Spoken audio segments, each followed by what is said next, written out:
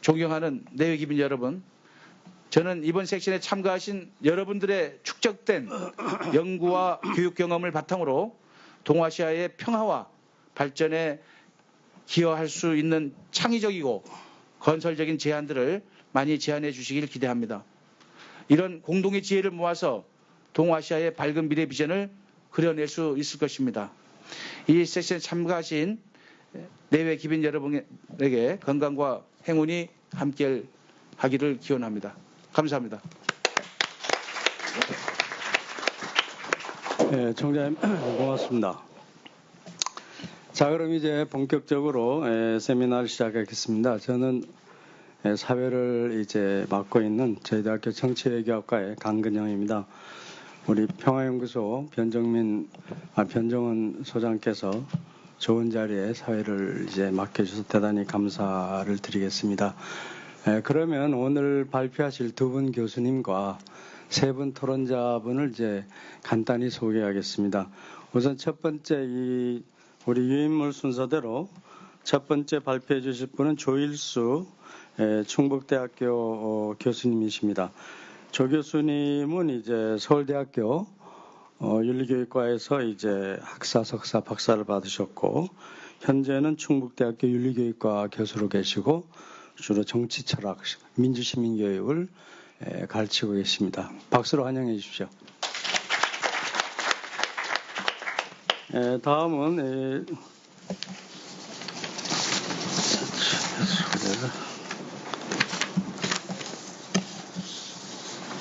죄송합니다. 이 소개가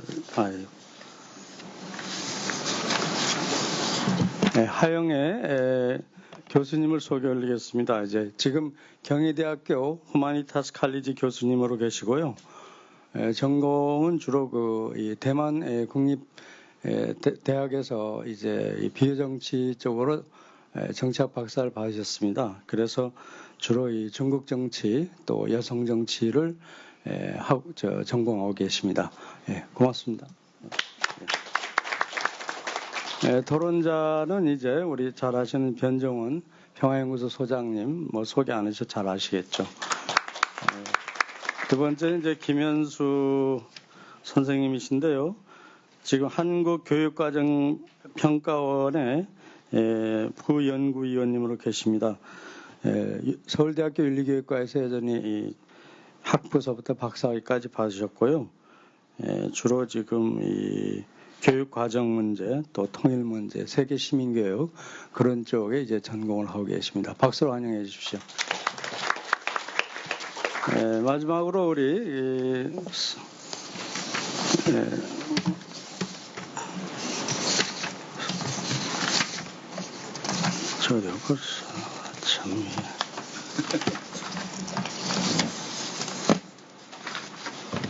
데런 사우스코트 교수님을 소개하겠습니다. 우선 영국 출신이시고요. 영국 레스터 대학교에서 학부를 하셨고, 런던 대학에서 학부를 하시고, 지금은 레스터 대학교에서 박사과정 지리학과를 아직 지금 캔디데이트라고 합니다.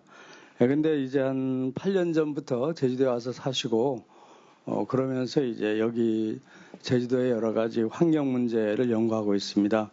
글로벌 이너피스라든가 또는 제주 위클리에서 많이 했고 지금은 제주 우리 교육대학의 초빙 교수로 계십니다. 환영해 주십시오. 시간이 얼마 없기 때문에 두 분 발표자님께는 한 15분 정도씩 드리겠습니다. 그리고 토론자님들은 한 7분 정도씩 드리고 그 다음에 시간이 한 10분 정도 나오면 우리 방청객인 플로어에서 또 질의응답 받는 걸로 해서 진행을 하겠습니다.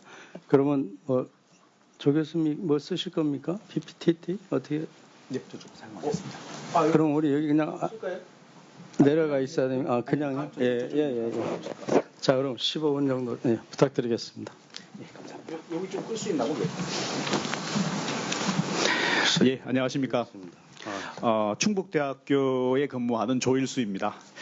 오늘 제가 좀 말씀을 드릴 내용은 동아시아 지역 시민성 형성과 관련된 내용입니다.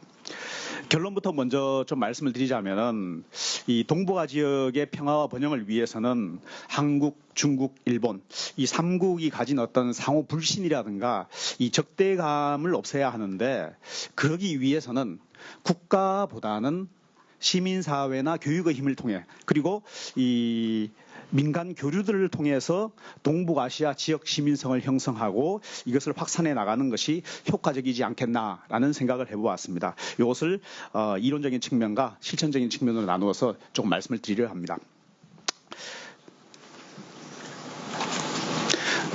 생략할 것은 생략하고 좀 빨리 진행을 하도록 하겠습니다.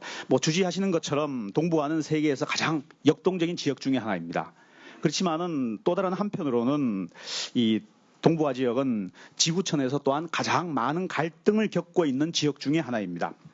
그래서 이러한 갈등을 하고 있는 원인이 뭘까라고 생각을 해볼 때 사실 이것이 근본적인 원인은 지역 내에서 패권을 차지하려고 하는 국가 그리고 그 국가에 저항하는 이웃 국가들 간의 어떤 오랜 투쟁의 역사가 이 갈등의 근본적인 원인이 아닌가라는 생각을 해보았습니다. 이러한 지배와 저항의 기억이라는 것이 상호 불신의 고착화를 가져오게 되고 그래서 이 동북아 지역은 아직까지도 과거 전쟁의 어떤 그 경험이라든가 그 전쟁에 대한 기억 그리고 이 전쟁의 위협으로부터 아직까지도 자유롭지 못한 것 같다라는 생각을 해보았습니다. 그래서 이러한 이 동북아 지역에서 동북아 국가들 간의 평화 공존과 상호 협력을 어떻게 유도할 것이냐라는 문제와 관련해서 사실 지금까지 안보, 경제, 정치, 문화 다각적인 측면에서 집단 협력이라든가 공동체를 형성하기 위한 무수히 많은 어떤 제안이라든가 노력들이 있었습니다. 그럼에도 불구하고 아직까지 그 동북아 3국의 관계 변화에 큰 의미 있는 진전은 별로 없는 것으로 판단이 됩니다. 그것은 논의된 혹은 제안된 수많은 방안들이 이 지역 내에 팽배해 있는 비우호적인 감정을 근본적으로 해소시키지 못하였기 때문이라고 판단을 했습니다. 그래서 저는 이러한 문제의식 하에서 동북아 지역 시민성 형성을 통해서 상호 불신과 적대의 감정을 약화시키고 영내의 평화 공존을 추구할 수 있는 방안을 좀 모색을 해보았습니다.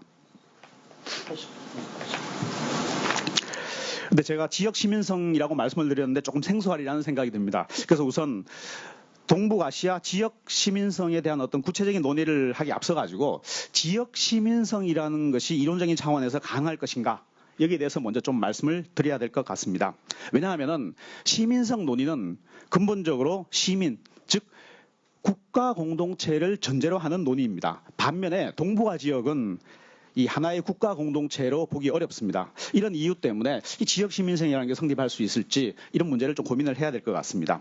사실 이 문제와 관련해 가지고서는 이 프랑스의 석학자라고 할 수 있는 기 소르망이 다중 정체성 이론이라는 것을 꽤 오래 전에 발표를 했었습니다. 이 이론에 의하면은 인간은 자신이 처한 시대적 조건에 따라 자신의 지위나 역할 그리고 권리 등을 인식합니다. 예를 들어서 말씀을 드리자면은 조선시대에 향촌에 살고 있던 농부는 향촌에 대해서 강한 귀속감을 가지고 있습니다. 그렇지만 근대 한국 사회의 시골에 살고 있는 농부는 국가와 민족 구성원으로서 인식을 합니다. 이처럼 자신이 처한 조건에 따라서 자신의 지위라든가 역할, 권리를 다르게 인식한다라는 겁니다. 근데 오늘날 이 정보통신의 이 급격한 발달로 말미암아서 사람들의 인식 범위가 이 국가를 넘어서서 지역, 세계로 확대되고 있습니다. 거기에 따라서 지역과 세계에서 자신의 지위와 역할 그리고 권리가 어떻게 되느냐 여기에 대한 관심이 상당히 많아지고 있는 상황입니다. 그러다 보니까 오늘날 세계 시민주의라든가 세계 시민성이라든가 이런 논의들이 상당히 활발해지고 있는 상황입니다. 또한 EU라든가 나프타라든가 아세안이라든가 이처럼 지역에 기반한 또 여러 가지 논의들도 상당히 활발히 진행이 되고 있습니다. 그렇다라고 하면은 지역 시민성이라는 것도 논의가 충분히 가능하지 않겠느냐라는 판단을 했습니다. 그래서 이제 제가 조금 더 이제 구체적으로 말씀을 드릴 사항은 동북아 지역 시민성이라는 것이 어떤 방향으로 구성되어야 하고 이것을 어떻게 조금 실천하고 확산할 수 있을 것인지 요거를 조금 더 구체적으로 좀 말씀을 드리려고 합니다.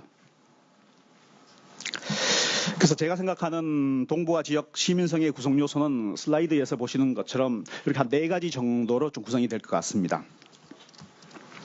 우선 동북아 지역 시민성은 국가 시민성과 지역 시민성이 양립을 할 수 있는 다중적 시민성이어야 한다라고 생각을 합니다. 또한 동북아 지역 시민성은 시민성의 본질적 측면이라고 할 수 있는 이 정체성의 형성과 연관이 되어야 합니다. 그래서 동북아 지역 시민성은 영내 시민들에게 시간적 및 공간적 규범을 공유할 수 있도록 해야 합니다. 그리고 마지막으로 동북아 지역 시민성은 지역 정체성에 근거를 해서 국내 그리고 국가 간의 국제적인 어떤 그 인권과 민주주의를 향상시키기 위한 어떤 그런 활동들에 직접적으로 참여를 독려할 수 있어야 합니다. 그래서 이렇게 4가지 정도가 이 동북아 지역 시민성을 구성하는 어떤 구성 요소 정도가 되지 않을까라고 생각을 해보았습니다. 그래서 이것을 하나하나씩 조금 더 자세하게 또 말씀을 드리겠습니다. 우선 동북아 지역 시민성은 다중적 시민성이어야 합니다. 우리가 국민국가 체제 하에서 살고 있고 뭐 그런 한에서는 국가의 어떤 국민 통합 기능이라고 하는 것은 지속적으로 작동할 수밖에 없고 또 작동해야 합니다. 그러면은 이 지역 시민성과 양립 가능하면서도 국민 통합 기능을 유지할 수 있는 국가 시민성으로 국가 시민성의 의미가 좀 재정립될 필요가 있습니다. 그 중에서 특히 애국심의 개념을 재정립하는 것이 필요하다라고 판단을 했습니다. 지금까지 동북아시아에서의 애국심은 자기가 태어나고 자란 조국과 민족에 대한 헌신이었습니다. 태어난 조국과 민족에 대한 헌신이라는 것은 다른 나라나 다른 민족에 대해서는 배타성을 띨 수밖에 없고 이렇게 된다라고 하면은 동북아 지역 시민성이 성립할 수 있는 근거가 상당히 약할 것이라는 판단을 했습니다. 그래서 우리가 2007년에 국기에 대한 맹세가 좀 바뀐 것처럼 이 태어난 조국과 민족에 대한 충성이 아니라 이게 나의 자유와 정의를 지켜주는 정치적 조국에 대한 사랑으로서 애국심의 개념이 좀 이렇게 재정립될 필요가 있지 않나라고 생각을 합니다. 뭐 이것은 요즘 많이 언급되는 뭐 공화주의적 애국심이라든가 혹은 헌법적 애국심과도 조금 일맥상통할 수 있는 얘기일 것 같습니다. 또한 애국심이라고 하는 것이 이 무조건적인 사랑을 의미하는 것이 아니라 애정의 범위나 대상이 일반적인 도덕 규칙에 의해서 제한되는 사랑이어야 하고 또 무비판적이고 맹목적인 사랑이 아니라 비판과 반대가 용인되는 사랑이 되어야 할 것 같습니다. 이렇게 애국심의 의미를 재정립을 해야만이 이게 지역 시민성과 국가 시민성이 양립할 수 있는 어떤 토대가 마련될 것으로 생각이 듭니다. 그리고 다음으로 아까 그 그림에서 가운데 왼쪽에 해당되는 시간적 정체성에 대해서 좀 말씀을 드리겠습니다. 이 앤더슨에 의하면은 이 민족이나 국가라고 하는 것이 구성원들이 직접 대면하는 일이 없이 스스로 그 공동체에 속한다라고 생각하는 상상의 공동체입니다. 민족이나 국가가 상상의 공동체이듯이 동북아 지역 공동체라고 하는 것도 하나의 상상의 공동체로 인식될 필요가 있습니다. 문제는 어떻게 그런 상상의 공동체를 인식시킬 것인가라는 게 문제가 될 텐데 그러기 위해서는 동북아 지역 구성원들이 스스로 나는 동북아 지역 공동체에 속한다라고 하는 어떤 귀속감과 정체성을 가져야 합니다. 그래서 이런 귀속감과 정체성을 가지도록 하기 위한 방안 중에 하나로서 사실은 뭐 많이 얘기되는지만은 구성원들 간의 공유된 기억이라고 하는 것이 그러한 정체성을 형성을 하는데 굉장히 큰 영향을 줍니다. 우리가 가족 공동체라고 했을 때 가족 구성원들의 공유된 경험이 가족 구성원으로서의 정체성을 형성을 하는데 상당히 기여를 할 수 있을 것 같습니다. 그래서 공유된 기억이 정체성을 형성을 하는데 큰 역할을 한다라고 하면은 동북아 지역에서도 공유된 역사를 동북아 지역 공동체 구성원들에게 교육시킬 필요가 있다라는 것입니다. 그래서 지역의 평화나 자유를 실천한 모범 사례들, 뭐 예를 들자면은 한자라든가 유학이라든가 뭐 불교의 전례라든가 혹은 뭐 공동의 문화 전통이라든가 이런 영내 국가들의 교류와 협력의 역사가 구성원들에게 교육될 필요가 있습니다. 또한 이러한 교육을 이러한 교육을 통해서 동북아 지역은 오랜 교류와 설린의 역사가 있었음을 지역 공동체 구성원들에게 좀 인식을 하도록 해줄 필요가 있습니다. 사실 그것보다 더 중요한 문제가 있는데 이것은 이 지역 정체성의 관점에서 동북아의 역사를 재해석하는 것입니다. 예를 들어 좀 말씀을 드리자면은 안중근 의사는 우리 한국인에게는 우리 이 국가와 민족의 영웅으로 인식이 되고 또 민족의 독립을 위해서 이토 히로부미를 저격한 인물로 이렇게 인식이 되어 있습니다. 근데 이게 일본인들의 이미지로 본다라고 하면은 일본인들에게는 당시에 저명한 정치 지도자를 암살한 테러리스트일 뿐입니다. 안중근 의사가 한국인과 일본인에게 이렇게 상이한 이미지로 남아 있을 때 이럴 때 공유된 기억을 형성한다라는 것은 상당히 어려울 것 같습니다. 그래서 안중근 의사가 자신의 목숨을 바쳐가면서 동양의 자유와 평화를 위해서 노력한 인물로 묘사될 때 그는 안중근 의사는 한국인에게나 일본인에게나 영웅으로 남아 있을 것 같습니다. 또 실제로 안중근 의사는 1910년 옥중에서 동양 평화론을 저술을 했습니다. 이 책의 주요 내용은 한중일 세 나라가 힘을 합쳐서 동양의 평화를 지키기 위해 힘을 합쳐야 한다는 것입니다. 이처럼 안중근 의사가 조국과 민족의 독립을 위해서가 아니라 동양의 자유와 평화를 위해서 헌신했다라고 하는 점이 교육될 때 이 안중근 의사는 한국인뿐만 아니라 일본인, 중국인에게도 영웅으로 다가갈 수가 있을 것 같습니다. 그러므로 이 국사에 기반한 국가 중심주의적인 역사 교육은 좀 지양되고 자국의 관점으로 해석된 역사가 아니라 동북아 지역의 자유와 평화, 정의라는 관점에서 재해석된 역사가 교육될 필요가 있을 것 같습니다. 세 번째로 아까 그림에서 가운데 오른쪽에 해당되는 지역적 정체성에 대해서 조금 말씀을 드리겠습니다. 죄송합니다. 공간적 정체성에 대해서 좀 말씀을 드리겠습니다. 공간적 정체성은 한마디로 말씀을 드리자면은 지역 체제를 형성했을 때의 이점과 지역 체제와 관련된 동북아의 관련 실태를 영내 구성원들에게 시민들에게 인식을 시키는 것입니다. 영내 국가들이 경제적으로 서로 의존하고 있다는 사실이나 그리고 경제 공동체나 안보 공동체를 형성했을 때 각국의 정치나 경제에 미치는 이점이라든가 더 나아가서 환경 문제나 인권, 여성의 문제들을 해결을 위해서 영내 국가가 공동으로 노력할 필요가 있다라는 점 그리고 또 실제로 협력을 해서 성과가 있었다라고 하는 점들을 영내 구성원들에게 좀 알려줄 필요가 있을 것 같습니다. 그리고 공간적 정체성 문제와 관련돼서 한 가지 또 말씀을 드릴 사항은 영토 문제와 관련된 사항인데 영토 문제와 관련돼서는 자국 중심의 영토 교육에서 일정 정도는 벗어날 필요가 있을 것 같습니다. 예를 들자면 동해 일본해 문제가 이 표기 문제가 상당히 논란이 되고 있는데 이 문제가 발생하는 이유가 자국 중심의 관점에서 비롯되는 갈등이 아니냐라는 생각을 해보았습니다. 일본이나 한국 등 어느 국가 또 중심적이지 않은 어떤 중립적인 관점의 명칭을 우리가 택한다라고 하면은 이러한 영토 갈등의 문제 혹은 영토 명칭의 문제를 일정 정도는 해결할 수가 있을 것 같습니다. 그래서 자국 중심보다는 동북아 지역 중심의 관점에서 공간 문제를 좀 접근을 해야 될 것 같습니다. 그리고 동북아 지역 정체성과 관련돼서 네 번째로 활동적 시민성에 대해서 좀 말씀을 드리겠습니다. 한마디로 말씀을 드리자면 시간이 없다고 이렇게 말씀을 하시니까 좀 간략하게 말씀을 드리자면 한마디로 말씀을 드리자면은 이 국내에서 각 시민단체들이 시민사회가 국내에서 자국의 민주주의나 인권이나 정의나 평화를 위해서 활동하는 것뿐만이 아니고 국가 간의 연대를 통해서 민주주의나 인권을 증진시키기 위해서 노력을 해야 한다라는 것입니다. 또 실제로 이 종군위안부 문제라든가 역사 왜곡과 같은 문제는 이 국가의 이익을 우선화하는 국가의 관점에서는 상당히 해결하기가 어려울 것이다라는 것입니다. 그래서 이런 문제들 같은 경우에는 시민사회를 중심으로 좀 해결을 해야 할 것 같습니다.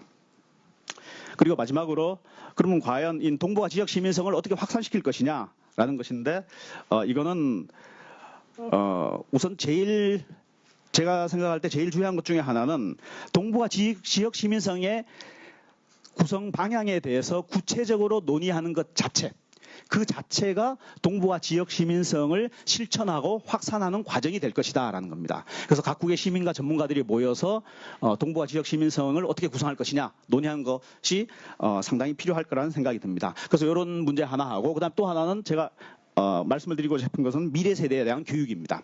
이 교육이라고 하는 것이 장기적이지만은 가장 효과적일 것이라는 생각을 가지고 있습니다. 그래서 특히 이 대학이 국가 수준의 교육 과정에서 비교적 자유롭기 때문에 대학에서 관련된 강좌들을 개설을 하고 교육을 하는 것이 필요할 것 같습니다. 특히 묵후 강좌를 활용하는 것도 상당히 효과적이라는 생각을 듭니다. 그리고 아까 말씀드린 것처럼 또 방법 중에 하나, 확산하는 방법 중에 하나로서 시민단체들의 교류가 또 상당히 확대될 필요가 있을 것 같습니다. 여기서 다시 한번 제가 좀 강조해서 말씀드리자면은 지역 시민성을 교육하고 확산하는 주체는 분명히 시민사회가 되어야 합니다. 이 국민국가로부터 지원을 받을 수는 있겠지만은 시민사회가 원칙적인 주체가 되어야 합니다. 왜냐하면 국가는 국가 경계를 가지고 국가 경계를 방어하는 것을 본질적으로 자신의 임무로 생각을 하고 있습니다. 그런데 국가 경계를 넘어서는 것에 대한 어떤 헌신이나 지지를 국가로부터 기대하기는 상당히 힘들다라는 것입니다. 그렇기 때문에 동북아 지역 시민성을 형성하고 확산하고 실천하는 원칙적인 주체는 시민사회가 되어야 할 것으로 그렇게 판단을 합니다. 이러한 그 비정책인 분야에서 교류와 협력이 강화라고 하는 것은 전국적으로는 정치적으로도 정치적 분야의 확대까지도 이 확대되는 긍정적인 효과가 있을 것이라고 그렇게 판단을 합니다. 뭐 이상으로 간단하게 발표를 마치도록 하겠습니다. 감사합니다. 조일수 교수님 고맙습니다. 제가 이 사회를 보다 보면 시간이 지금 우리 4시 20분에 끝나야 되는데 지금 말하실 분은 많고 여기서 가능할까? 말씀을 드렸습니다. 죄송합니다. 조일수 교수님은 아마 지금 제가 사회자로서는 더 이상 부연 설명 안 하겠습니다만은 개별 국가의 시민성을 넘어가지고 동북아시아의 지역 시민성, 특히 그 내용은 인권이라든가 정의라든가 민주주의를 강조하는 그런 것들이 시민사회에 퍼져야 된다는 그런 주제의 말씀이 계셨습니다. 다음 발표는 우리 경희대학교의 하영애 교수님 아시아의 미래를 위한 시민교육 발표가 있겠습니다. 15분 정도로 줄여주시죠. 고맙습니다. 네. 안녕하세요. 경희대학교에 있는 하영애라고 합니다. 먼저 아름다운 제주도에서 이런 멋있는 행사를 개최하게 되어서 굉장히 기쁘게 생각하고 또한 저를 스피커로 초청해 주신 변 소장님 이하 주최 측에 감사를 드립니다. 제 제목은 아시아의 미래를 위한 시민교육 한중 유학생을 중심으로 했습니다. 혹시 영문 자료가 아마 여기서 오신 분들은 준비되어 있을 것 같습니다. 다음. 대학이 길러내야 할 인간은 책임 있는 시민이라고 생각을 합니다. 책임 있는 시민은 민주시민, 봉사정신의 공동체, 그리고 미래를 생각하는 시민의 요건을 갖춰야 된다고 생각을 하고요. 경희대학교 후마니타스 칼리지는 국내 최초로 시민교육을 공식 과목으로 책정을 하고 있습니다. 그래서 시민교육에 대해서 학생 스스로 문제를 설정하고 문제와 관련하여 현장에서 다양한 활동을 펼치면서 해결책을 모색하고 있습니다. 한국에 유학 오는 학생들 중에 92%가 아시아인입니다. 그중에서 중국 유학생이 70%에 이르고 있습니다. 제 과목 중에서 뛰는 중국 따라잡기, 중국 현대사회 이해, 또 다른 과목 하나는 한국 사회 이해, 이 두 과목을 가르치고 있는데요.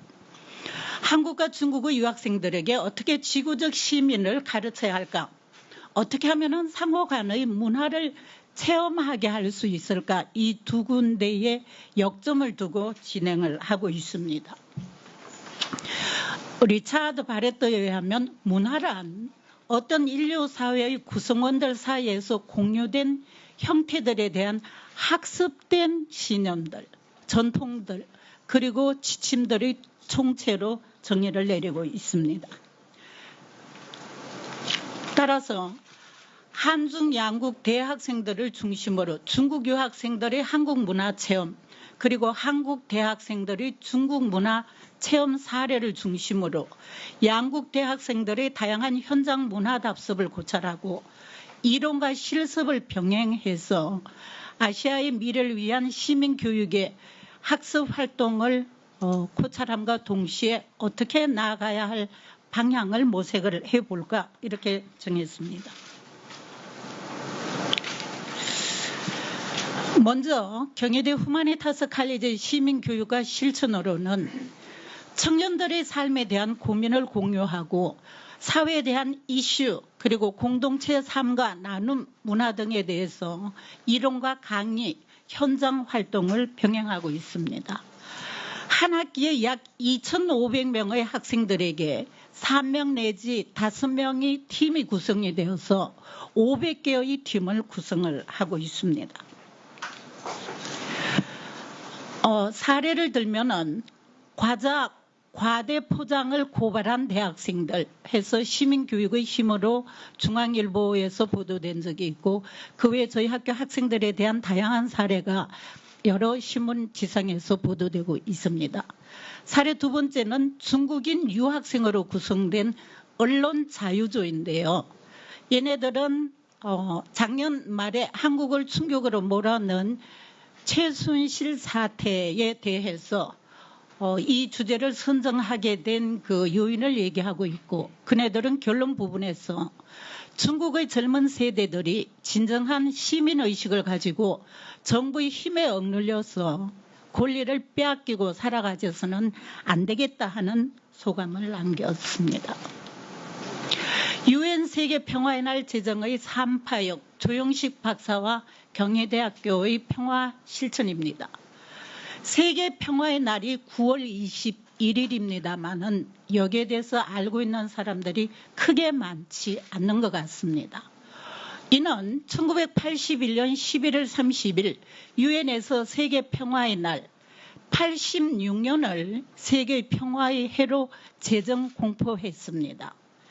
당시 경희대학교 총장인 조영식이 세계대학총장협의회 회장을 맡아 있었는데요. 우리나라는 그때 유엔에 가입이 되어 있지 않는 상황에서 코스타리카의 대통령과 피자 대사를 통해서 부단한 노력을 통해서 이룬 것입니다. 작년은 30주년인데 콜로큐움이나 아니면 워크숍 혹은 라운드 테이블 등을 통해서 국제평화 그리고 고등교육의 미래의 방향에 대해서 논의를 하고 올해도 더 큰 계획을 가지고 있습니다. 평화운동과 관련된 대학생들의 실천적 참여로는 피스바 페스티벌이 있습니다. 후마니타스의 글쓰기 대회, 영화상영, 평화전시회, 유네스코 부스를 운영을 하고 있고 이 BAR이라고 하는 것은 Beautiful, Affluent, Rewarding 해서 이러한 것을 추구하고 있는 것을 역점을 두고 있습니다. 피스보트 글로벌 유니버시티 프로그램 참가 및 활동은 피스보트를 타고 각국을 이동하면서 선상에서 평화, 인권, 환경 이러한 다양한 주제를 가지고 토론을 진행을 하는데 일본에서 만들어졌고 정박을 하고 있는 배에서 해외를 다니는 겁니다. 작년에 저희가 학생들 5명, 지도교 3명 참석을 했는데 반응이 너무 좋아서 올해는 20명을 학생들 받고 있습니다. 다음은 한국과 중국 유학생들의 지역 문화 탐방 및 실천입니다. 2009년 1, 2학기부터 2010년 1, 2학기까지 경주, 포항, 안동, 문경, 세제 등을 방문을 해서 신라 문화를 대한 체험학습을 하고 또 시의회 의장과 자담회를 개최를 하고 단오제를 관람을 해서 영상물을 시청합니다. 한국에도 단오제가 있고 중국에도 단오절이 있는데 한국에 등록이 되어 있습니다. 유네스코에. 반대로 침술은 중국도 있고 한국도 있는데 중국이 먼저 유네스코에 등록을 한 그런 사례도 있습니다.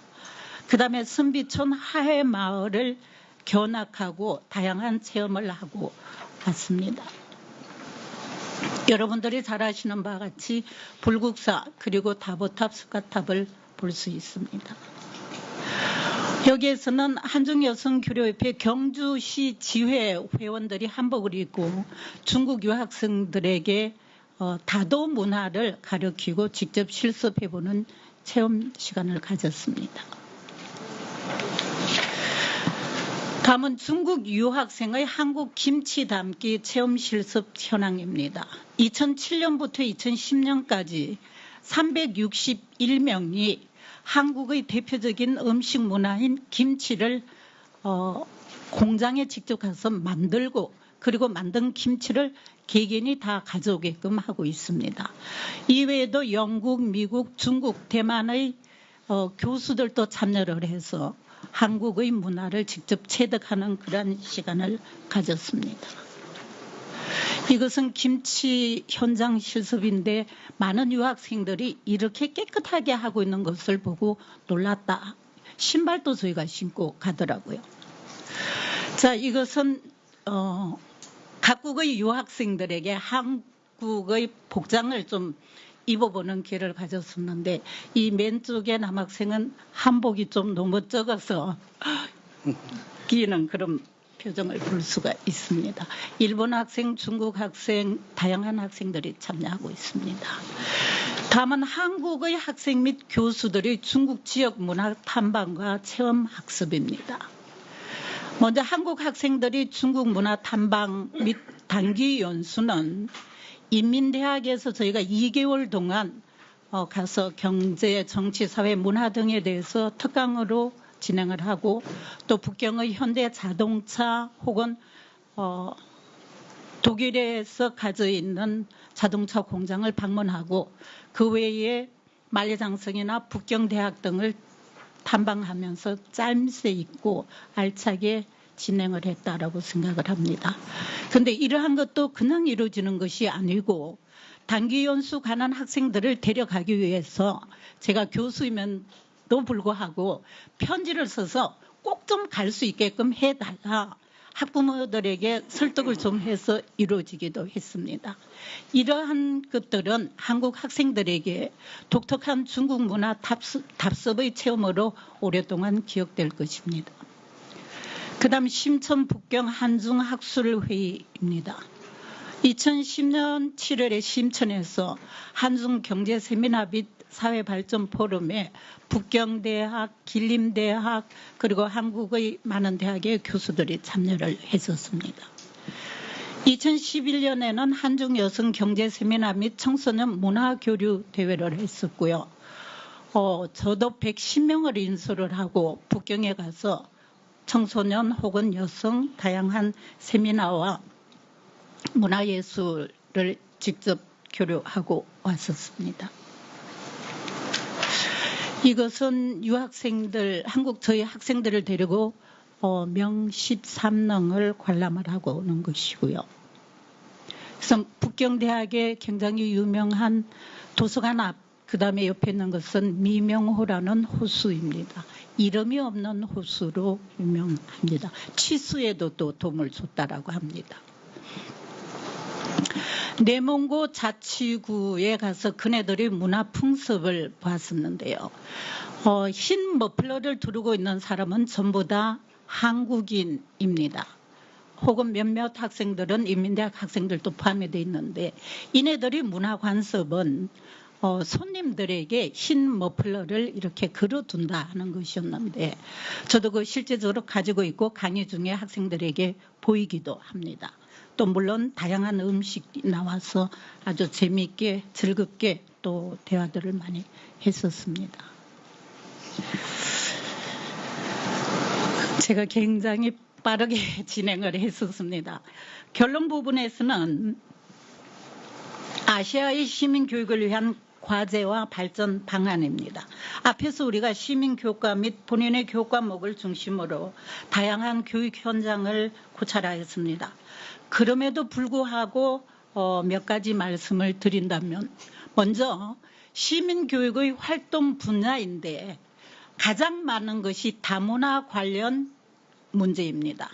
그리고 교내 학생들 중심으로 추진되어 왔기 때문에 여기에서 활동의 목표를 좀 더 확장을 시켜야 될 필요성이 있겠다라고 담당 교수들하고 세미나 오기 전에 논의를 한번 해봤습니다. 두 번째는 한중 상호 유학생의 교류 증가를 저는 주장을 합니다. 세 번째는 한중일 대학생 버스 프로젝트를 운영해보는 게 좋겠다. 한국, 중국, 일본을 순회하면서 대학생들 중심의 아시아 발전에 관한 논의를 해보는 것은 어떨 것인가. 끝으로 이렇게 훌륭한 제주평화포럼에 한중일 대학생 혹은 한중일 대학원생 평화포럼을 제의하고자 합니다. 이상으로 제 발표를 마치겠습니다. 대단히 감사합니다. 네, 하영희 교수님 고맙습니다. 아주 시간도 굉장히 줄여주셨습니다. 그래서 토론할 분들이 좀 넉넉하게 토론 시간이 있겠습니다. 주로 경희대학교 후마니타스 칼리지에서의 특히 외국 유학생들, 특히 중국 학생들에 대한 이 교육, 특히 또 한국 문화를 이제 서로 이해시키는, 또 우리 한국 학생들에게는 또 중국 문화를 이해시키는 어떤 상호 문화 체험, 그런 어떤 현장 이 교육을 중심으로 아마 발표를 해주셨습니다. 그 맨 마지막에 말씀한 것은 굉장히 의미가 있다고 생각이 듭니다. 우리 제주 포럼이 평화 포럼에 출발했다가 몇 년 전부터 이제 제주 포럼으로 됐고, 또 그런데 거기 주로 뭐 이 성인들 중심입니다. 근데 이제 대학생 세션 하나 좀 만들자 이런 말씀하셨는데 굉장히 좋은 아이디어. 제가 사무국에다가 그런 말씀을 이제 나중에 이제 전하겠습니다. 자, 그러면 토론으로 토론 순서로 들어가겠습니다. 여기 유인물 순서대로 첫 번째 토론은 우리 평화연구소 소장님이신 변정원 교수님께서 해주시겠습니다. 네, 고맙습니다.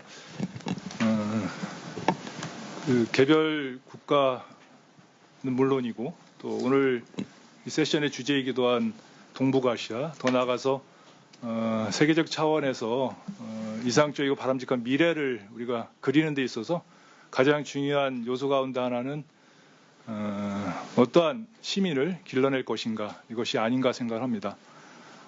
전통적으로 강조되어 왔던 국가 시민성의 범주를 뛰어넘고 또 그것을 세계의 시민성과 조화시킬 수 있는 유능하고 책임감 있는 지구적 시민을 길러내는 것, 이게 아마도 동북아, 더 나아가서 세계 평화를 이루는 가장 중요한 출발점이 아닐까 생각을 합니다.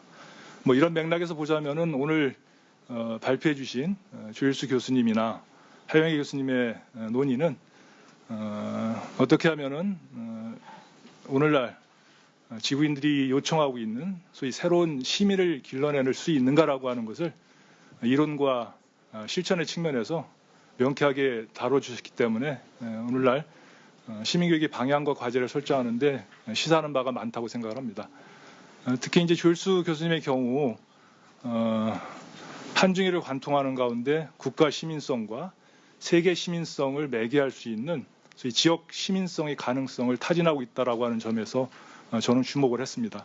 특히 이와 같은 지역적 시민성을 성취하기 위해서는 전통적으로 개별 국가들이 가져왔던 민족주의나 또는 뭐 국가주의에 함몰된 그 고전적 애국심의 관념을 전환시켜야 될 필요성이 있다라고 하는 지적이 있었고요. 더 나아가서 동북아시아를 관통하고 있는 역사적, 문화적 사건을 개별 국가의 시선이 아닌 동북아 전체의 관점에서 바라보아야 된다라고 하는 요구를 하고 있습니다. 그리고 이와 같은 국가적 시민성을 넘어서는 지역적 시민성의 가능성을 이루기 위해서는 소위 각 국가의 시민들 사이에 참여, 그리고 이들 사이의 공고한 연대가 그 해결책이 아닐까 지적을 하고요. 이와 같은 시민들을 육성하기 위한 시민교육의 중요성에 대해서도 강조를 해주셨습니다. 반면에 하영희 교수님의 경우는 후마니타스 칼리지의 경험을 토대로 대학 시민교육이 나아갈 방향을 짚어주셨다라고 하는 점에서 굉장히 많은 경험적 사례들을 저희가 배울 수 있다고 생각을 합니다.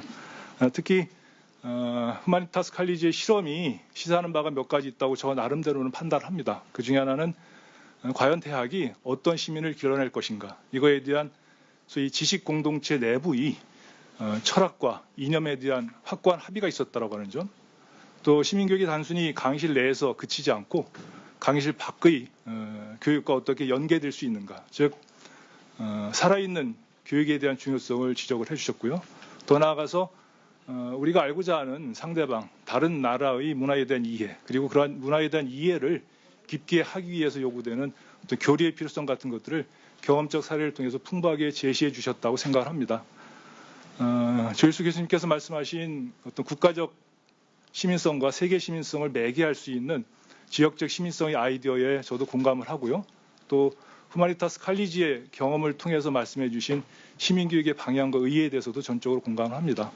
다만 제 자신이 평소에 느꼈던 그 소위 새로운 시민에게 요구되는 어떤 덕목이나 가치 같은 것들 한두 가지 지적을 하고요.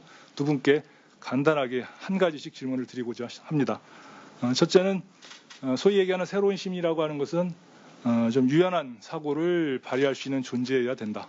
즉 개별 국가 내부뿐만 아니라 동북아 영내의 시민성을 확보하기 위해서는 서로 다르다는 것, 또 차이가 있다라고 하는 것을 깨닫게 하는 것이 굉장히 중요하고, 그런 것들이 소위 새로운 시민이 되기 위한 자질 가운데 가장 중요한 측면이 될 수 있다.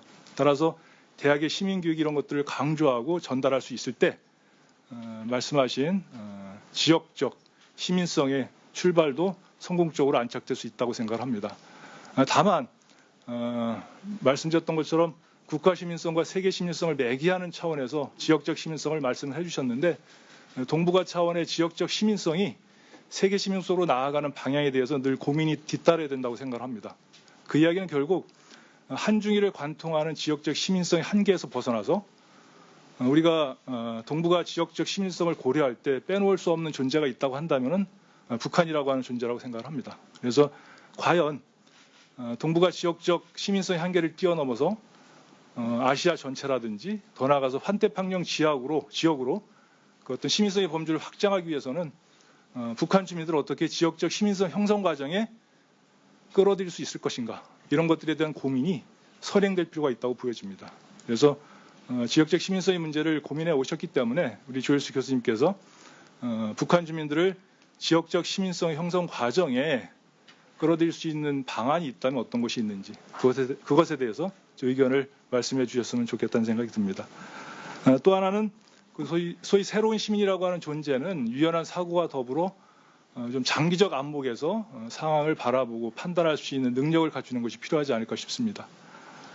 바꿔 얘기한다면은 그 동북아 국가들 사이의 어떤 상호 공존과 협력이라고 하는 것은 적어도 개별 국가 이해관계를 뛰어넘을 수 있는 존재들의 부상이 필요하고, 그런 것들이 소위 새로운 시민의 모습이라고 한다면은 보다 장기적인 관점에서 사안을 바라보고 생각하고 행동할 수 있는 존재가 필요한데, 제가 보기에는 이런 것들이 소위 시민사회들 사이 연대, 흔히 얘기하는 국가 간 시민성 형성을 통해서 가능할 수 있다고 생각을 합니다.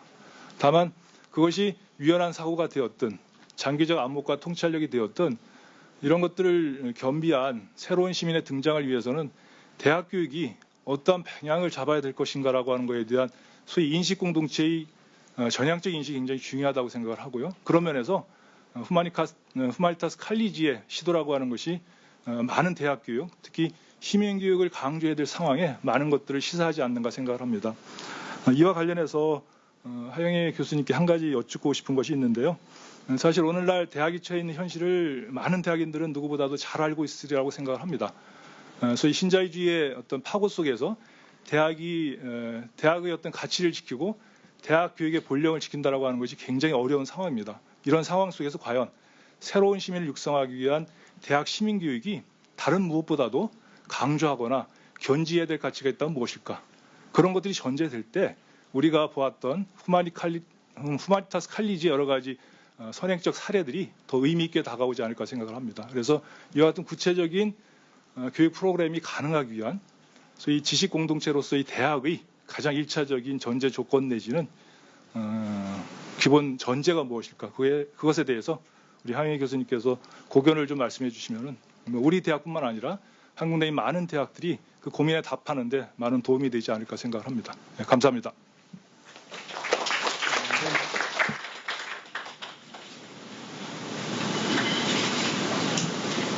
안 됩니다.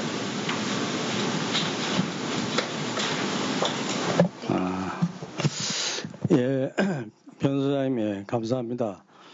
아무튼 이 시민의 형성이 특히 유연한 사고를 어떻게 확장하느냐는 특히 대학에서의 어떤 시민교육, 더 나아가서 시민사회 간의 교류협력 이런 것들이 중요하다는 말씀이고 조 교수님과 또 하 교수님께 한 가지씩 질문 나중에 답변해 주시면 고맙겠습니다. 다음은 우리 데런 사우스코트 교수님께 마이크를 옮기겠습니다. 프로페서 데런 사우스코트, 오지? 네. 반갑습니다. 저는 몇 년 동안 제주도에서 사는데 아직 한국을 잘 못해서 영어로 해볼 겁니다. 죄송합니다. I prepared some notes. I wanted to give my perspective as a Westerner European from the United Kingdom. We hear a lot about regional citizenship today, and in the EU, we have probably the most developed form of regional citizenship in the world, but it's having major problems now. And I think these issues are relevant for Korea in the future and also probably right now as well. So I wanted to talk about that now. I think that one of the problems we have is the world of openness, open borders, multiculturalism, were once taken for granted, but now we have rising barriers. We have more populism, even ethno-nationalism. Alongside the election of Trump in the United States, Britain's decision to leave the European Union is indicative of this retreat from globalization. Despite being told to reject the values of Trump and Brexit, many people decided to actually go against the liberal elite. And many people have felt that issues such as global citizenship and liberal values are ways of talking down to communities or working class people about how they should think. You should think like us. You need to think this way. And I think that this has provoked a reaction against it. I think that we're seeing this now in Europe. People react against they see as a forced regionalism that they don't feel. So we need to be careful how we go forwards. So I think the universalism and diversity were once radical ideas. Now they're seen as the elite establishment ideas in Europe. And our Prime Minister, Theresa May, she actually said that if you believe you're a citizen of the world, you are a citizen of nowhere. You do not understand what citizenship means. Now, this is quite a common feeling in the UK, and it's very dangerous, I believe. And just as Margaret Thatcher declared the death of society in 1987, then our Prime Minister declares the death of global citizenship in 2017. And many people see nationalism as the answer to this rootlessness. And closer to home in Korea, we also see that Moon Jae-in was the only presidential candidate to have multicultural policies. And that suggests that here as well we're having issues of identity, who is within the nation, who isn't within the nation. And it shows that civic Korea as well is having similar problems about who to include. So just as Korea grapples with emerging concepts of Koreanness as well, this is a common challenge worldwide, as seen in European Union with disintegration, nationalism, in the United States, which is also having to strain under globalization and also retreating from liberal values as well. So I think these problems point to a lack of self-belief in not only identity, but also concepts of citizenship, both national and global as well. And this has intensified under the stress of globalization. Professor Cerny of the University of Manchester says that this is seen worldwide now. We have problems of people being rootless in their countries, in their regions, in their towns, and this causes a problem for citizenship. So, but at the same time, it's also we heard mentioned about how we construct identity in this situation. So if we look at Benedict Anderson, who said the nation state is an imagined community, and he said it is imagined because the members of even the smallest nation will never meet each other. So we believe that a nation is a real community, but this is also in our minds. So this gives us some positivity at how we can construct a shared identity. And also communities are distinguished not by their falsity or genuineness, but the style in which we imagine them. So we need to be creative in how we imagine the identity. Now, I believe very important for me looking forward to the future is we're in an age of social media, and in the 18th century, our nations in Europe were formed through media, through things like novels and letters and sharing ideas. And now we have social media age. So this is intensified sharing of media. But the problem is we've actually seen a retreat from cohesion and to disintegration. And so as global consciousness forms through human rights, environmentalism, and culture, we're also seeing global citizenship education used in a deliberate effort to weld together peoples in different countries, using like cosmopolitan advocacy approaches. However, I believe that right now, people feel they're in a hinterland between local and global, and they're alienated by this global system. And identity is not endlessly changeable, so we need to find a way to include those people excluded while also ensuring that we have a strong, healthy society of mutual trust amongst each other. And so I believe that media once served as a way to consolidate our identity, but today we're seeing it's actually working the other way. So we have things such as echo chambers, which amplify things like fake news and block out alternative viewpoints. The Oxford English Dictionary's word for 2017 was post-truth, and alternative facts could be the phrase of 2017. So in this landscape where students are getting media and information from everywhere, it's crucial for citizenship education to help them be able to stand on their feet and to digest all of this information. If we're trying to build a cohesive identity, we need them to be self-sufficient and to be independent in how they take on new information. So I believe for any form of citizenship education, we must have critical thinking as the foundation, as a competency for critical participation in society. This is common to what we have in East Asia. Students have citizenship education to function and compete in the global economy. But I think here it's uncritical. The students take it on uncritically. We should encourage them to challenge ideas that we give them in the classroom. Things such as the nation state, history, global mind, developing English. So I believe we should go backwards and ask them to deconstruct facts, analyze where they came from. What does it mean? What do we need to do with this information? Because in an era where you have so much information coming at them, people are drowning in it. And in Europe, we're seeing that there's so much information and people don't know what to believe and how to digest it. So I don't want people to be told how to think, but actually encourage them to have the tools to be independent in how they digest information. So I think by recognizing that critical thinking enables citizens to make their own contribution to society in a critical and aware manner is crucial. And citizenship education can not only promote universal values, human rights, but also empower students to navigate troubled waters in an increasingly complex world, and also empower learners to assume active roles in society, to face and resolve global challenges, and to become proactive contributors to a more peaceful, tolerant, and inclusive world. So I think the National Education Association said 4 essential skills should be we should give to students for the 21st century. Critical thinking, communication, collaboration, and creativity.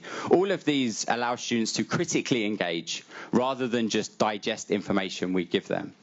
So just to finish, One British politician, Michael Gove, said, "We have had enough of experts." And I think this is true. A lot of people don't want to hear how to think. They want to have the skills to do it themselves. So we should encourage our students to use critical thinking, to empower them in this complex, information-rich global age in which young people are faced with an unprecedented amount of information that no previous generation has had to deal with. So rather than proselytizing about what students should think, I believe the foundation, the first thing we should do before we do that is actually instill forms of critical thinking, questioning textbooks, questioning media. Who wrote this? Why did they write it? Why am I being told a different history from Japan and China? And then they can stand on their own feet and question anything that comes at them. I think that's a very important skill for the future in an age of unprecedented information flow. Thank you. Yeah, thank you very much, Professor Darren Scott.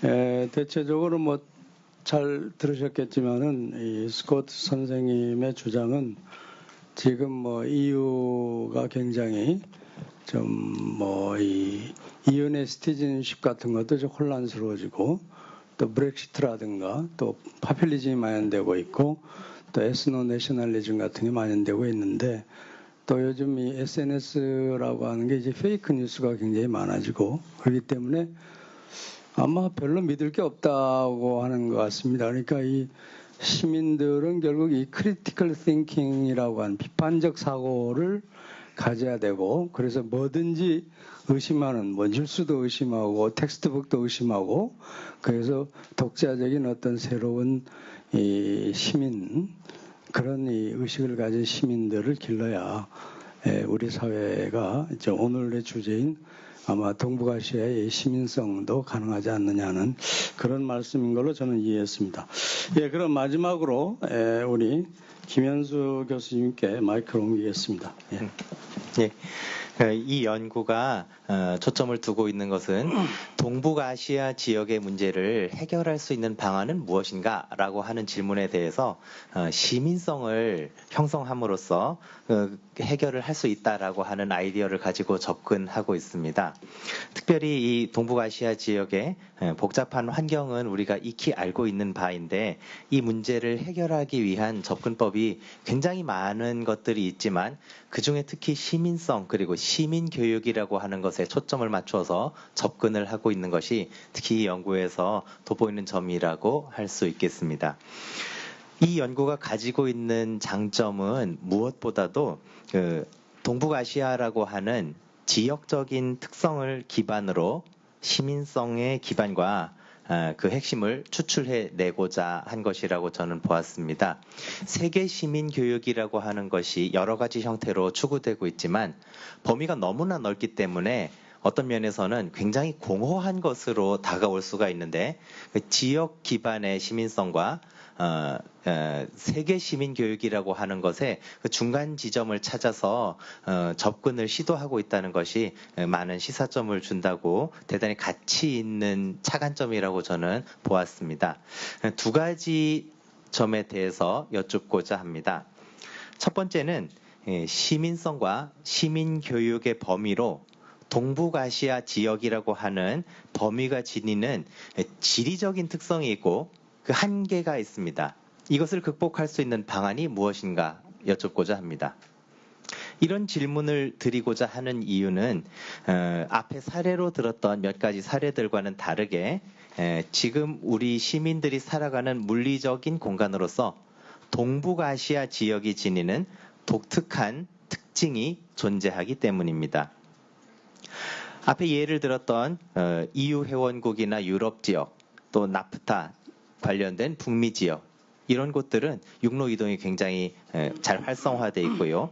또 아세안 경우에는 회원국들 상호 간의 거리가 비교적 가깝기 때문에 이동이 굉장히 활성화되어 있습니다. 그런데 이 동북아시아 지역의 대표적인 국가인 한국, 중국, 일본은 여러 상황으로 인해서 활발한 교류에 장애가 있습니다. 이 부분을 극복할 수 있는 부분이 어떠한 것인지 저 개인적으로는 이 부분에서 지리적으로 동북아시아 3국의 중심에 있는 이곳 제주가 또 특별한 가치를 지니고 중요한 역할을 수행할 수 있을 것이라고 기대하는 부분도 있습니다. 두 번째로 개인의 심리적인 특성으로 시민성을 바라볼 때 그 핵심은 무엇이 될 수 있는가에 관한 의견을 듣고 싶습니다. 이 질문을 드리는 이유는 이 연구가 시민성이라고 하는 것을 굉장히 일반적인 또는 큰 맥락에서 설명하고 접근하고 있기 때문입니다. 시민성을 일반적인 맥락에서 시민이 가져야 할 자질이다라고 보고 이러한 것들은 이러저러한 정체성을 가진다고 앞에 이제 설명을 하셨고 이를 바탕으로 동북아시아 지역의 시민성을 또 확산하는 방법에 대해서 설명하고 있습니다. 물론 시민성이라고 하는 것은 모든 시민들이 공통적으로 가져야 할 자질이라고 하는 점에서 보편성을 그 본질로 하고 있습니다.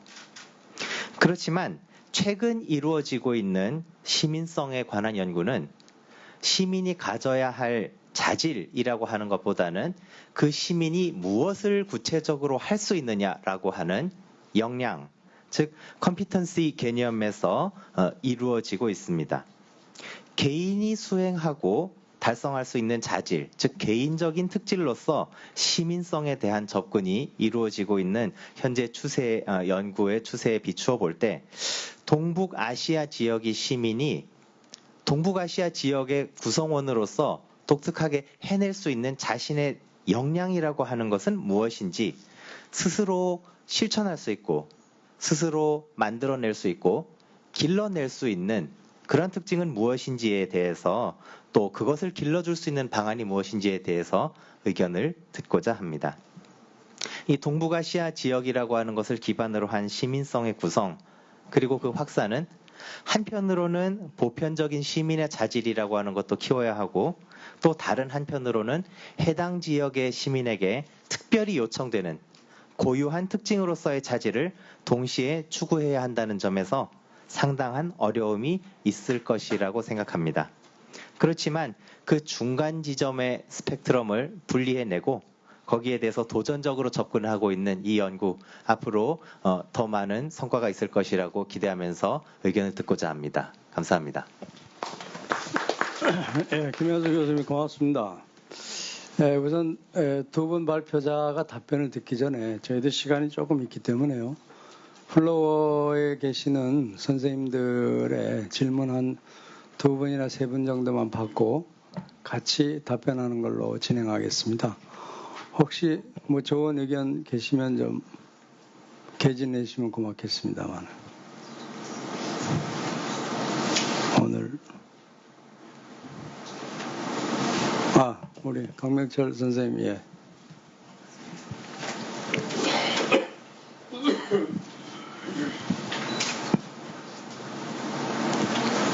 I have a question to Professor Darren Scott, South Scott.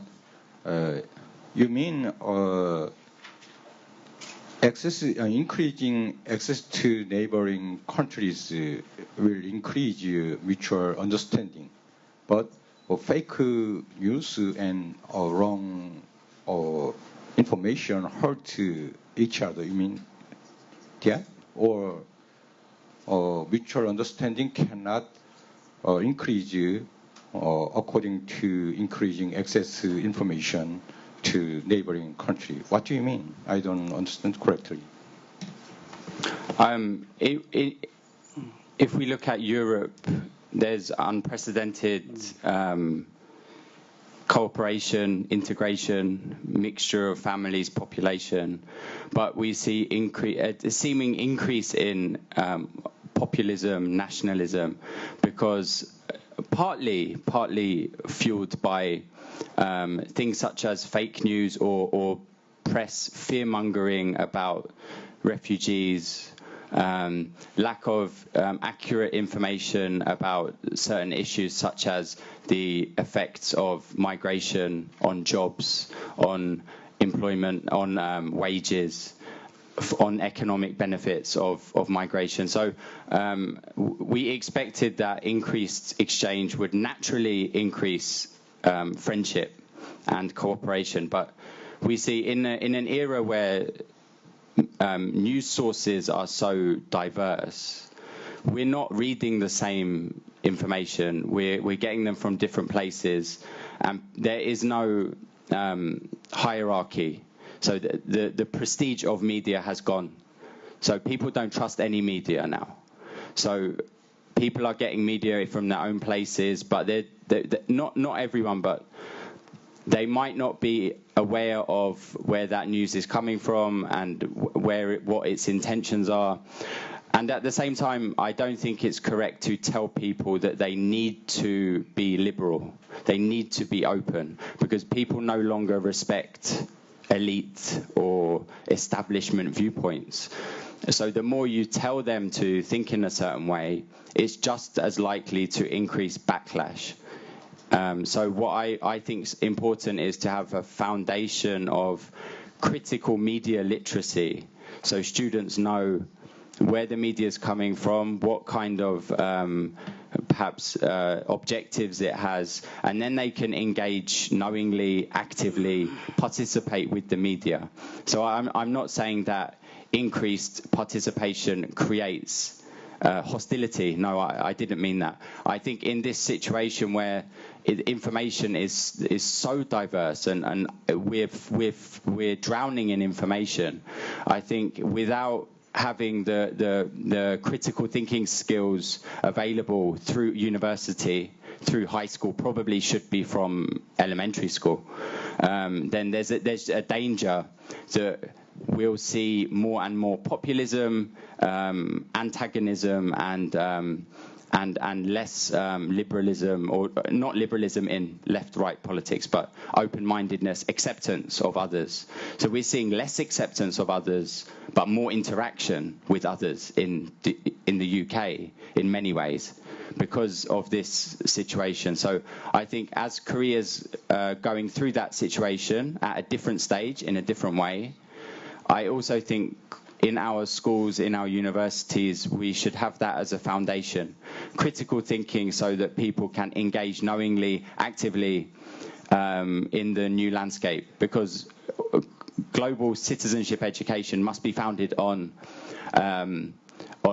critical thinking, so that people are able to knowingly build a region which is working together for shared goals and prosperity. 네, thank you. 자, 그다음 누구 한 번만. 네, 우리 김동연 교수님.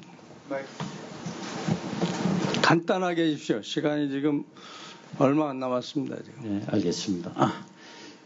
오늘의 이제 이런 주제가 아마 미국과 중국의 어떤 대립이 이제 갈수록 강화되고 있고, 더구나 이제 동아시아 지역의 경우는 지금 해양 영토 싸움이 상당히 이제 미래가 상당히 좀 암울한 건 사실인 것 같습니다. 그러한 속에서 그 발표자님들의 얘기를 들으면서 이제 우리가 그동안 이제 평화연대 노력은 나름대로 이제 한중일에 해왔는데, 이러한 어떤 시민교육 차원에서의 어떤 연대, 이러한 부분의 어떤 고민은 깊지 못하지 않았나 하는 생각이 듭니다. 그런 차원에서 이제 우리 하영애 선생님이 이 문화시민연대 교육, 문화시민, 그 부분에 상당히 이제 제 나름대로 공감을 하고 있고, 이제 한국, 중국, 일본이 중국 중심으로 문화시민 교육을 갈 수도 없고, 한국 중심으로 가도 중국과 일본이 반대를 할 거고, 그런 맥락에서 이제 그 한중일이 중간 지점에 위치하고 있는 우리 제주가 갖고 있는 지리적 조건을 활용을 한다면 이 동아시아를 문화시민연대교로 묶어낼 수 있는 중요한 가치를 갖지 않느냐 하는 생각을 갖습니다. 특히 이제 유럽의 경우에 있어서 사실 갈등들이 많았지만 유럽이 연대해 나갈 수 있었던 것은 문화적인 그러한 그 청소년부터 연대 교육을 각자 국가들이 아주 적극적인 예산을 반영하면서 해나갔던 것으로 좀 알고 있습니다. 혹시 우리 이 제주에 좀 도움이 될 수 있는 그러한 유럽 사례가 혹시 있으면 한 가지 정도만 좀 말씀을 해주시면 고맙겠습니다. 예, 감사합니다. 자, 그럼 시간이 좀 얼마 없기 때문에요. 조 교수님 뭐 시간을 많이 드리려고 그랬는데 좀 5분밖에 안 남았네요. 그래서 종합적으로 전부 다 대답하실 필요는 없습니다. 한 2분 정도로 해서 대답해 주시면 고맙겠습니다. 네, 세 분의 논평에 진심으로 감사를 드리겠습니다. 저에게 많은 통찰력을 주신 것 같습니다.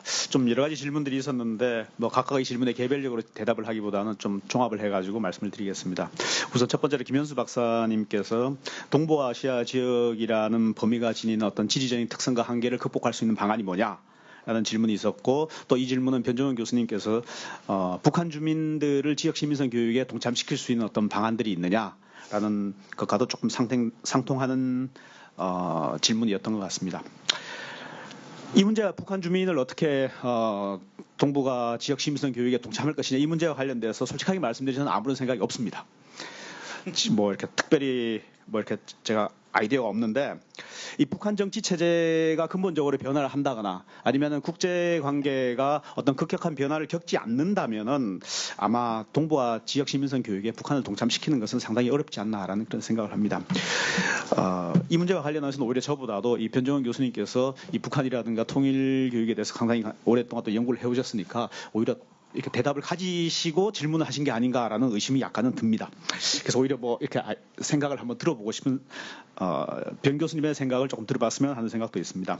그리고 김 박사님께서 이 말씀하신 것 중에 하나가 이 지리적 장애를 극복하는 문제와 관련돼 제주가 상당히 중요한 역할을 할 수 있지 않느냐라는 이런 말씀이 있습니다. 저도 그 말씀에는 전적으로 동감을 합니다. 그래서 오늘 저희가 진행하고 있는 제주 포럼이라든가 또 이 제주 대학에서 이 시민성 관련되는 이 세미나를 개최하는 것 자체가 저는 어떤 그러한 역할을 하는 것 중에 하나라는 생각을 합니다. 이것이 계속 확대되어서 확대 발전되어 나간다라고 하면은 어떤 이게 아까 그 사회자님도 말씀하셨고 하 선생님도 말씀하셨지만은 어떤 그 지역 시민성을 위한 어떤 한중일 3국의 시민단체라든가 어떤 학생들의 교류까지도 포함하는 이런 세미나로 좀 확대를 하는 것이 좋지 않나라는 생각을 해보았습니다.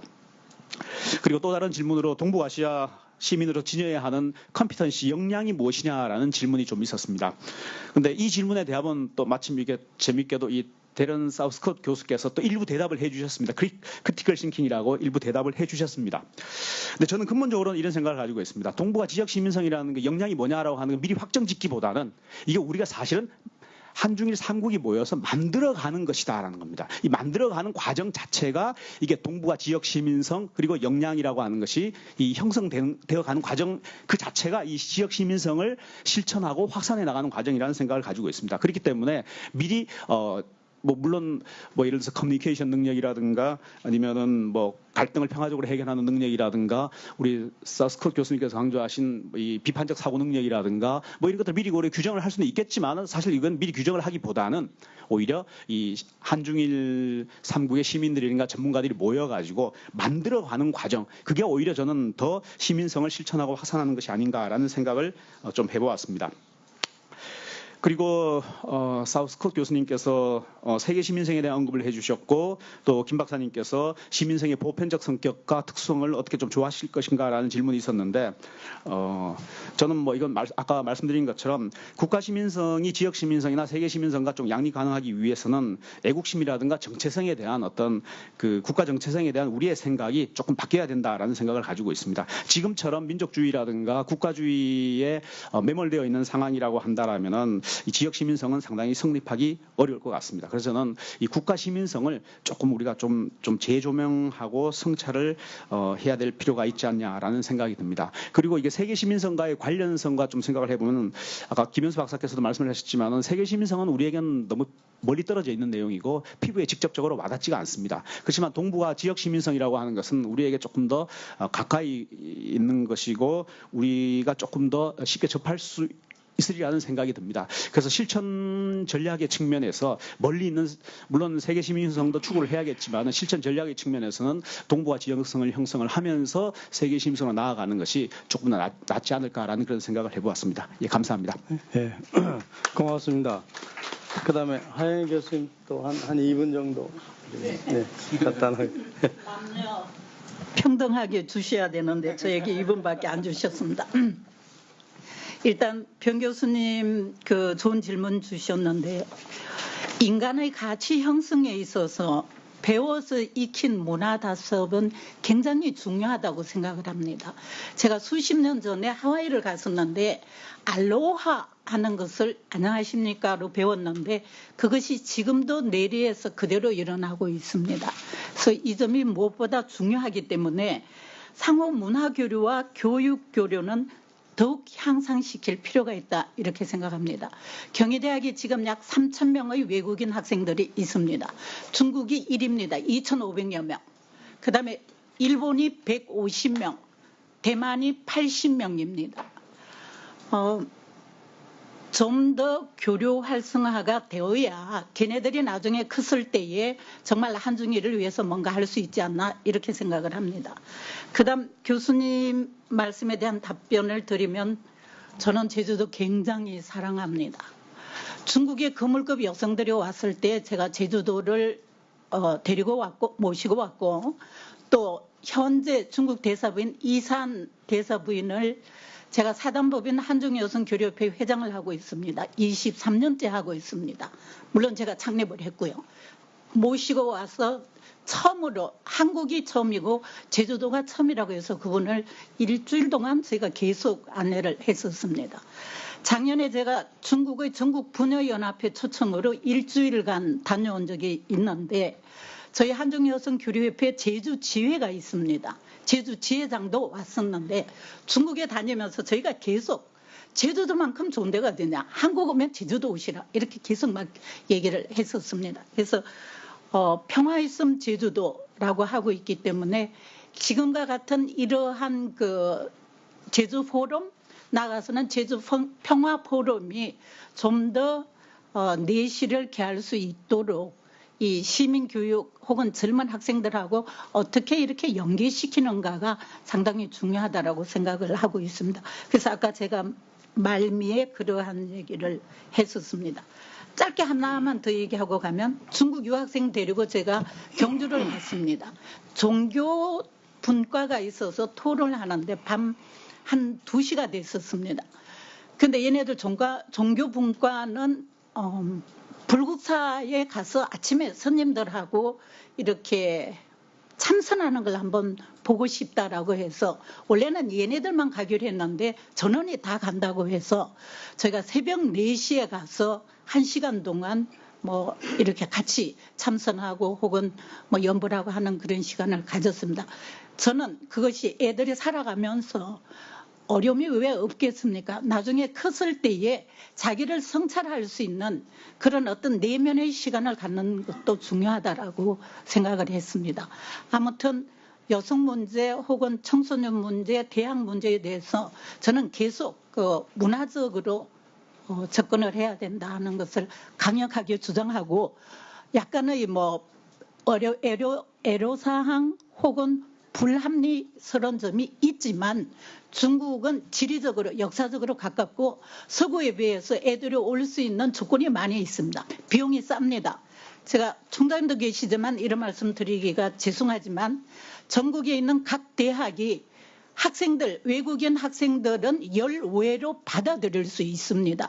그것은 사실이고 또 학교의 운영에도 도움이 된다라고 생각을 합니다. 그것을 떠나서 중국이 5명 중에 한 사람이 중국인입니다. 그래서 그네들을 우리가 많이 수용함으로써 한국의 미래에 혹은 아시아의 미래에 나름대로 역할을 할 수 있지 않을까 생각을 합니다. 이상 마치겠습니다. 감사합니다. 네, 감사합니다. 우리 하 교수님, 우리 제주대학교도 중국 학생들, 유학생이 뭐 한 600명 이상 될 겁니다. 이제 예, 많이 있습니다. 예, 하여튼 오늘 주제가 우리 이 동북아시아의 그 지역 시민성 또 특히 경희대학교 후마니타스 칼리지에서의 시민교육을 중심으로 한 발표가 있었고 3번 토론이 있었습니다. 근데 이제 아까 우리 김동정 교수님도 말씀하셨습니다만은 오늘날의 지금 동북아시아의 상황은 중국이 상당히 이제 중국의 부상으로 중국의 민족주의가 이제 강화되고 있고 또 아베는 또 일본이 국가주의를 강조하면서 지금 내셔널 이 집단적 자유권 같은 것 하면서 이제 재무장까지 고려하는 상황이고 또 북한 핵 문제가 있고 또 우리도 중국과 일본이 저렇게 있으니까 우리도 가만히 있을 수 없기 때문에 우리도 이제 민족주의를 강화하는 교육을 이제 하고 있는데 그래서 이제 오늘 발표하고는 현실은 상당히 동떨어진 그런 이 상황입니다.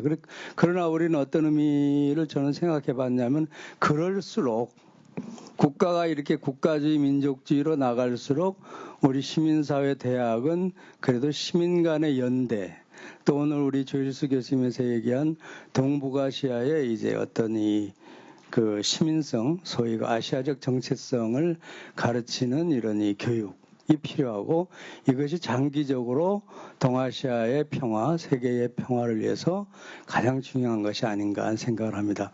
마지막으로 한 말씀만 드리면 한 2년 전에 하토야마 그 전 일본 총리가 이 제주 포럼에 왔었어요. 그래서 기조연설을 하는데 무슨 얘기하냐면은 이 사람은 동북아, 이 한중일 간의 동북아 공동체를 아주 강하게 주장하는 사람입니다. 그래서 동북아 공동체가 되면은 동아시아 해양도 같이 공유하면 무슨 독도 갈등이 있을 수 있겠느냐.